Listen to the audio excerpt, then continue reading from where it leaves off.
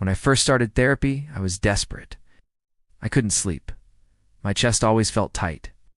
Every family gathering left me in tears, and the worst part, I couldn't explain why. I just knew that something about my relationship with my sister felt toxic, like I was constantly auditioning for her approval, and always failing. My therapist's name was Craig. He was calm, measured, and warm in the way that makes you open up faster than you should. After just 2 sessions, I told him everything. About how my sister Jenna always turned our parents against me growing up. How she'd borrow money, lie about it, and then act like I was the problem for bringing it up. How she once told my ex that I cheated just to watch us fall apart. Craig listened. Never judged. And by the 3rd month, he said something I didn't expect. You don't owe her a relationship just because she has family? He said maybe it was time to set a boundary.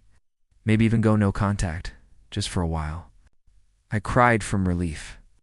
Like someone had finally given me permission to walk away from the pain, so I did. I blocked Jenna. Stopped attending family events where she'd be. I didn't even tell her why, I just disappeared. It hurt, but I felt free. Lighter. And for a while, therapy became the safest place in my life. Until it didn't. 6 months later, I was out with a friend for drinks. She worked in marketing and was telling me about a weird client meeting where her new intern brought their older boyfriend to lunch. It was so awkward. She laughed. He was like 50-something, super intense, kind of creepy. Said his name was Craig. I froze.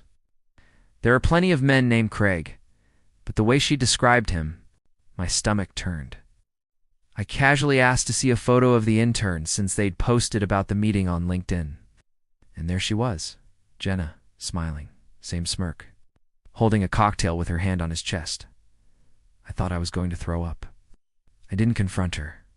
Not immediately. I scheduled another therapy session first, just to be sure. I needed to see his face, to hear how he'd respond. That session was different. It was tense, fidgety. I mentioned my sister casually, just to see what he'd say. She ever reach out, I asked. He looked down, then said no, and that's probably for the best. Right, that's when I knew. I ended the session early. Then I did something I'm not proud of. I created a burner account. Sent Jenna a message. Must be fun dating your sister's therapist. She read it, didn't reply.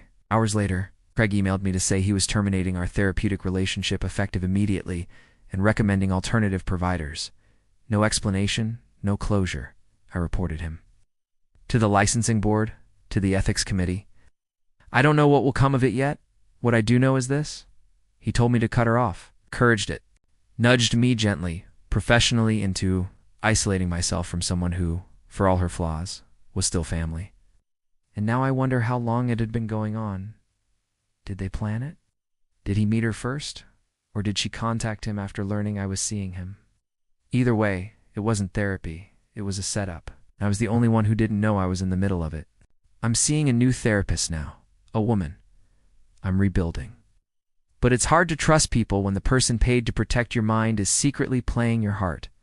Would you have seen the signs? Would you have walked away? Or would you still believe it was all in your head?